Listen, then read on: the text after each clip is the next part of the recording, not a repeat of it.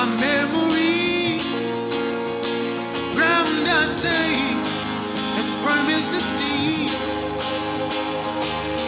Drown as you take the key, walking away from me, killing the legacy, bittersweet poetry.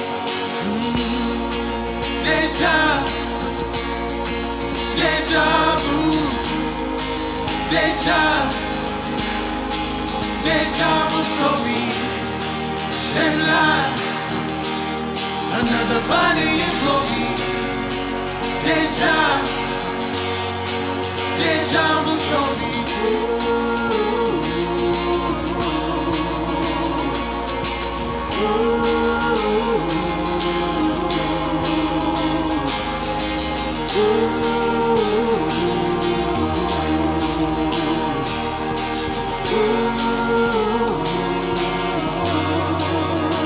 Tell the truth, it'll set you free. Preacher's words ring loud in me. Blind lady hit my head. Justice, no advocacy, but you're not listening.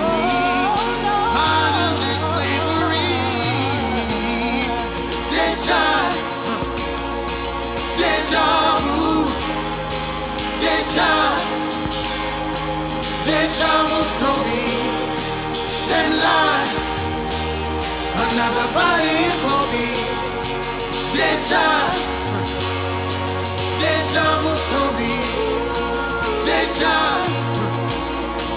deja vu, deja, deja vu story.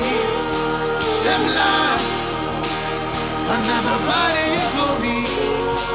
Deja, deja vu story.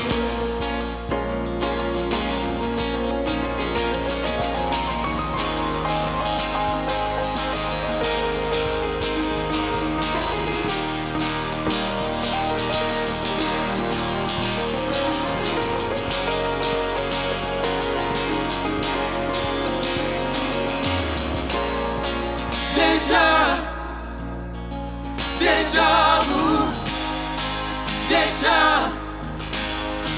deja vu story. Same line, another body in glory. Deja, deja vu story. Deja, deja vu, deja, deja vu story. Same line, another body in glory. Deja, deja vu story.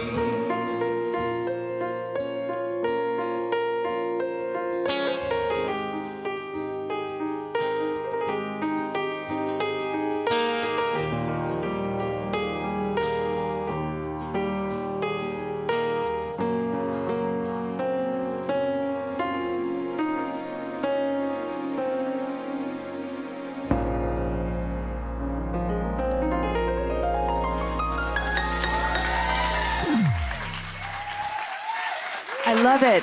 Abraham Alexander live on Morning Becomes Eclectic from the Annenberg Performance Studio, right here at KCRW, right? That song, Abraham, is pretty powerful. It's called Deja Vu. Yes. And you, Mavis Staples sings with you on that song, right? Pinch me, yes. Yes. Well, I want to get into some backstory, but let's start off talking about that song a little bit. By the way, I'm Litt. I'm here with Abraham Alexander. You're tuned into KCRW's Morning Becomes Eclectic, and welcome, first of all. Thank you so much for having me. It's so good to see you again. I know, and finally doing this. Yeah. So tell us about Deja Vu. Tell us about the story of the song, and also how you came to work with Mavis Staples. Yeah. So Deja Vu is based off of Khalif Broiders, who was a young 16-year-old who was wrongfully accused of stealing a backpack and then sent to the worst prison in America, Rikers Island, and spent 3 years there. And while he was there, he spent 2/3 of his time in solitary confinement. And as he was there, he was beaten, molested, like you name it. And for a young 16-year-old, that just resonated with me. And they were trying to get him to take a plea deal, but he wouldn't, because he kept pleading his innocence and saying that I didn't do this. And it's crazy that the person with integrity was the one behind bars. And after 3 years, they let him go.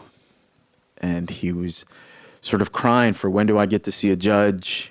When will I have my justice? And it never came. And Khalif ended up taking his own life by hanging himself in his mom's house. And, you know, this isn't about black or white. I feel like it's about a justice system. And as an artist, I feel like it is our job to be soundboard of the times. And I needed to. And it's the only song within the album that isn't my own story. But I take on to that, you know, because Khalif could have been released from prison if his mom only had $3,000 to bail him out. And so, you know, I feel like we live in a system in this that's perpetually vomiting this division, and we're not realizing that we're more alike than not. And, you know, I feel like the system we're in is blind, but it can be shifted, and the scales can move depending on your coin. You know, $3,000 for a life. You know, when I wrote it, I sort of didn't think that Mavis was going to be on there, but I knew. Met her in Austin. I just finished the tour supporting Leon Bridges, and they asked me if I would be open to opening up for Mavis, and I was like 1,000% yes. We get there, I do my set, and after my set, she gets on and she spends about 10, 15 minutes just talking about my set and how she feels like she's passing the baton to the next generation. And, you know, afterwards we met up and she gave me hugs and she's like, baby, if there's anything that you need, please let me know. And I was like, I got some. I got an idea about something. Yeah, but I'm super grateful because her voice on that song holds so much weight, and it carries generations, and it, because of what she's done. Her voice is so dynamic, and not just her voice, but her life in its sense. She has walked, and because she walked, I can like stand and live and be in places, you know. And so it's not just her voice alone, but it's who she is and the life that she gives into the song that you can truly tell that brings it to life.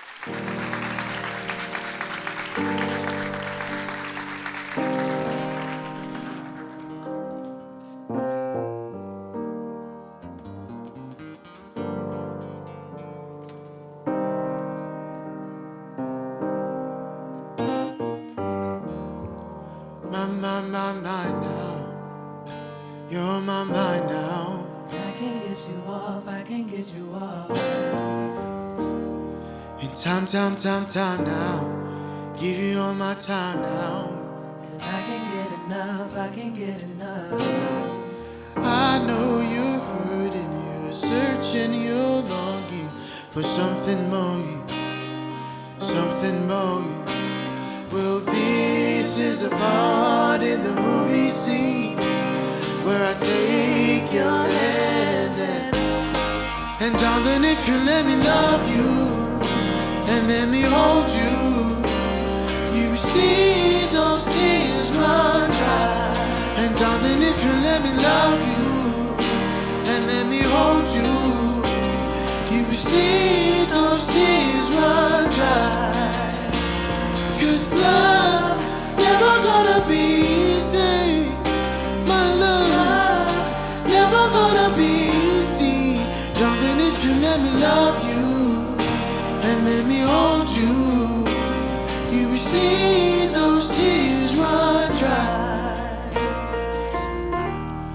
Oh, I wonder if you would let your walls come down.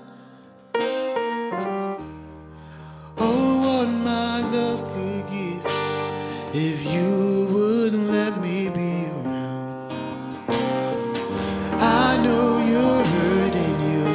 searching, you're longing for something more, something more.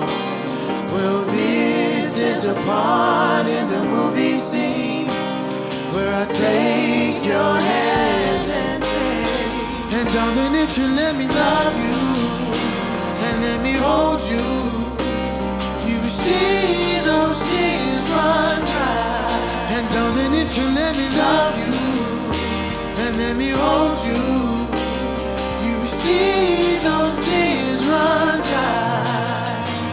'Cause love never gonna be easy. My love never gonna be easy. Darling, if you let me love you and let me hold you, you will see those tears run dry. And darling, if you let me love you and let me hold you, you will see those tears run dry.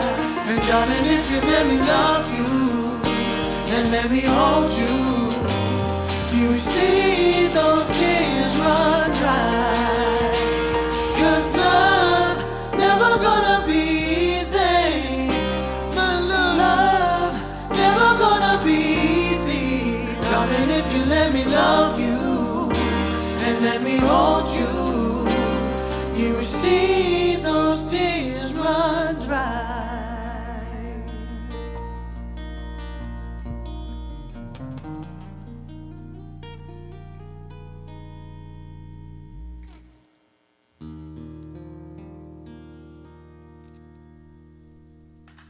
If I had one overarching, and I know there are nuances to every song and different styles to every song, but one overarching theme I feel is this sense of community.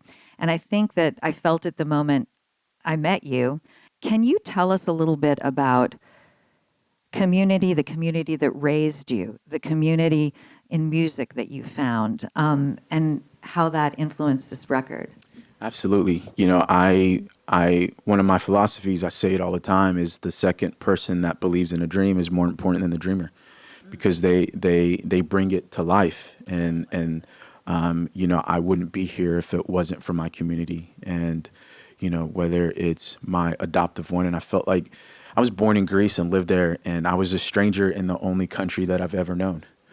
And I was trying to find my way. And so I was constantly having... In Greece. In Greece, Right. yeah. And so it was... I mean, that's pretty... Actually, back up and tell us a little bit about that, because I know, but you're in Greece with your mom, dad, and siblings, Yes. right? Yes. And so I was born there. They immigrated from Nigeria, just wanting something better and something fresh. And Greece was it. And... you know, if I was born there, like, right. But if you can't trace your lineage, you know, generations down or in your blood, then you're not really considered Greek. Right.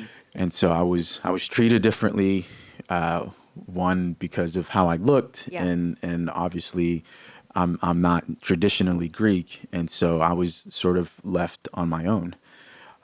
So didn't have friends, and my community was sort of the Nigerian family or the African family that was sort of in Greece. And, you know, it was still rough because of the racism and the tension. And so my parents decided to leave and right. applied for a lottery visa.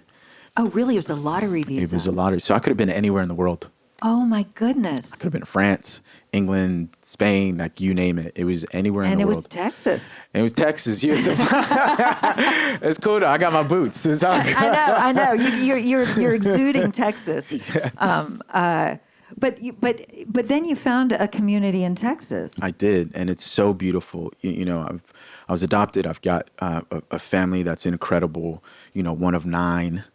And so you're one of 9 now. One of 9. Yeah. Thanksgiving's, Christmas is insane, you know, and also not just that, but my spiritual family as well. And musicians and artists, you know, that we support each other. And we believe that any light shone on one person is good when other people are around, because the spotlight just gets bigger. So I'm so grateful and so thankful for that community. And that community your family, your adopted family, is the community that really encouraged you to get into music, because you were not. No. Near as I can tell, you are not interested in music. I wasn't. I had just, rehabbing my injury. I was coaching soccer. I was working at a clinic, and I was going to school, thinking about like med school, and I was getting about 15 hours of sleep a week. Yeah. And they full-blown intervention, and they told me that. Who is they? My your, family. your parent, my your parents, family. yes. And that I was killing myself on both ends, and that they think that I should drop everything and pursue music and see what happens, which is wow, insane. Yeah. What parents insane. do that? I don't know, but I'm glad it's mine. I mean, yeah. I don't think my parents ever figured it out. Outside of them choosing me to be their son, I feel like this was the second gift, the second biggest gift that they could have shared me, was the freedom to pursue it. Because there's a lot of weight of wanting to prove that I'm a son. Right. And wanting to prove that I'm worthy of their choice of me. And so it's working in order to accomplish things. And then when they lifted that burden off of me, it's like I could breathe again.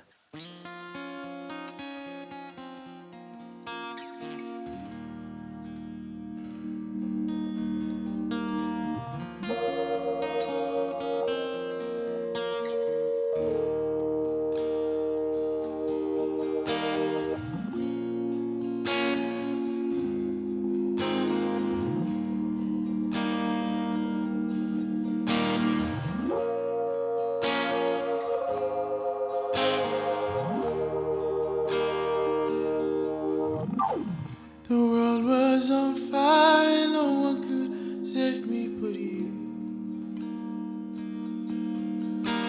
It's strange what desire will make foolish people do. I never dreamed that I'd meet somebody like you. I never dreamed that I'd lose somebody like you. And I don't know, wanna fall in love. And I don't know, wanna fall in love. And I don't know, wanna fall in love.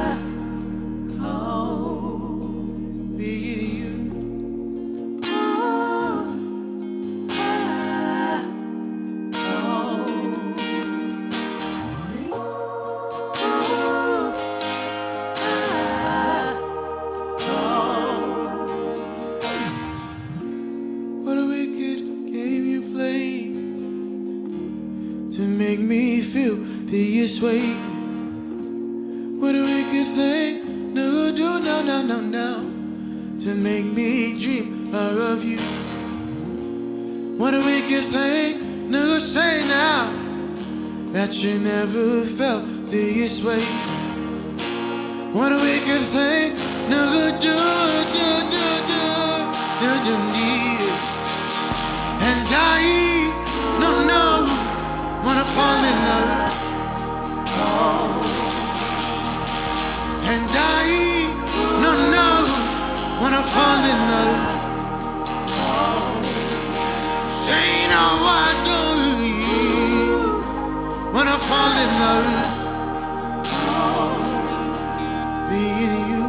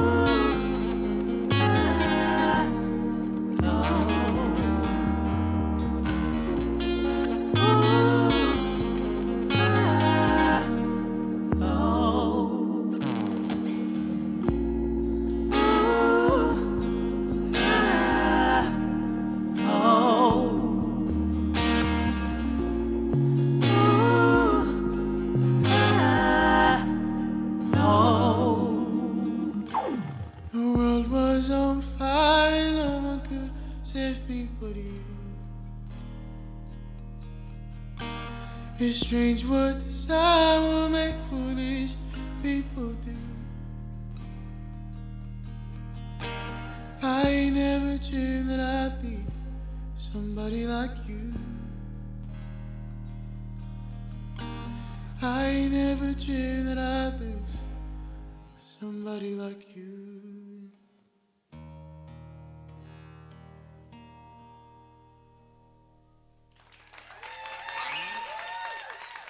Do you believe in fate, in destiny, in luck, in good fortune? Because you've had some serendipitous occasions in your life. Yeah. What do you think about those? And tell us how you met Leon Bridges. That's such a good question. And what do you think brought you to Leon? You know, I don't believe in luck. I believe in fortune. And in terms of a farmer, you sow seed, but you're fortunate that the sun shines, and the sun shines just enough. Mm-hmm. And you're fortunate that it rains, and it rains just enough, because if it shines too much, the crops wither and die. And if it rains too much, then it drowns. But it's the process of going out there and cultivating the field. And it's the process of going out there, even though you might not see what's being buried and seeing that it's growing, you still know that something's happening.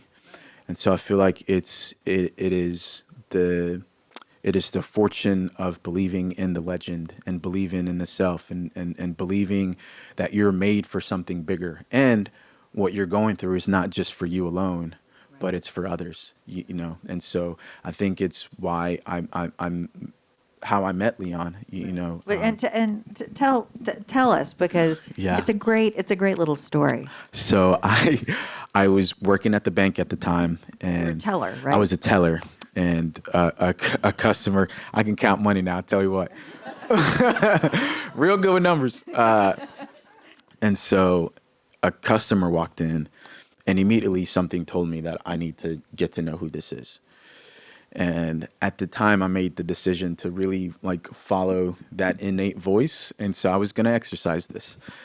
And so I got to meet him, and he just moved from California. He's a photographer, but his day-to-day is train conducting. And insane. And so I was like, all right, cool. Let's exchange numbers. Extremely kind, still one of my good friends. And so he's like, hey, meet me at my apartment. And at the time, I knew of the place, but I'd never been because it was so dilapidated and there was really nothing around that area. And so I went, and he texted me, hey, I'm running a few minutes late, but I'll be there shortly. As I'm waiting, I see guys in a van getting amps out of a van and taking it into the building. And this is before you started playing guitar? I just started, maybe I'm probably a year or two in. Okay, got it. At this point. And so I was extremely intrigued by anything musical because it was all new to me. So I'm seeing them get amps, and I was like, you know what, I'm going to go see what they're doing. And I went, and they're like, yeah, we're recording this guy named Leon Bridges, but we're looking for people to just come into the studio. So they're like, can you sing? I was like, no. And they're like, can you hum? I said, I can hum. And they're like, cool, we'll show up tomorrow and you can be part. And the next day I worked the longest shift I've ever done at the bank. It's 12 hours. And so I was going to go home, and I was exhausted. So I was leaving, and the exit that I take was blocked off. Never happened before and didn't happen afterwards, but it was blocked off. And so the only way I could go home was through the studio that they were going. And so I was like, I guess I might as well stop and see what they're doing. And I went, and I was part of the album making of Coming Home. And whoa, that is so you're humming on that record. I'm humming on that record. Yeah. I love it. Well, you know, we're giant fans of Leon's here. And actually, I'm going to put this out into the universe. And I think I said it to you before, but I want you, Leon Bridges, Gary Clark Jr., and Charlie Crockett to all come in here together and do whatever y'all want. The studio is yours. I am just putting that offer out to you right now. We were just talking about something. So, all right, you got it. All right. I'm just and you know, the serendipitously meeting Leon and getting to know him, and I know that you were learning to play guitar, and you really admired the work of Gary Clark Jr. Subsequently, now he's a dear friend of yours, and you've played with him, and he's on your album and on this beautiful song called "Stay." And how has it felt? This is your debut album. You've been in Europe, opening for the Lumineers for thousands and thousands of people. How does that feel? You were a dude who was like going to play soccer. Yeah. Right? And working at the bank. Like, what is that like? It's surreal, but it's a testament that don't hold on to your dreams with a closed fist. Hold it with an open one, because you can't receive with a closed fist. It has to be open, and sometimes things get taken away so that better things can be put on. Right. And it's an incredible journey, and I'm so thankful. And it's not always this like uphill climb, but I'm living the dream that 99.9 people don't get to, and so I'm reminded that this isn't about me, and it's for me to share the story that was gifted to me, and for the world to be a smaller place.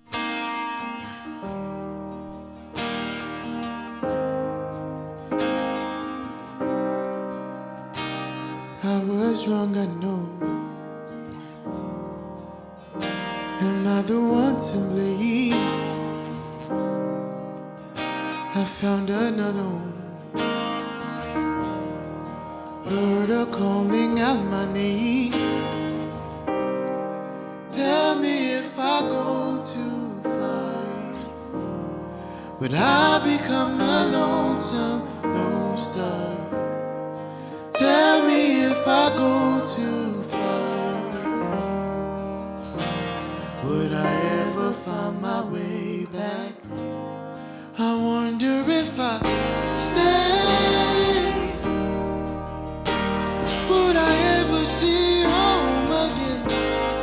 I wonder if I stay, now would that be my journey's end? I wonder if I stay, would I ever feel love again? I wonder if I stay, now would that be my journey's end? I love the summer rain, but I miss Libby's face. I love the London streets, but I miss the Texas highway. Tell me if I go too far, would I become a lonesome lone star? Tell me if I go too far, would I ever find my way back? I wonder if I stay, would I ever see home again? I wonder if I stay, now would that be my journey's end? I wonder if I stay, would I ever feel love again? I wonder if I stay, now would that be my journey's end? No matter where I lay my head, you know where my heart remains. No matter where I lay my head, you know, I wonder if I stay, would I ever see home again? I wonder if I stay, now would that be my journey's end?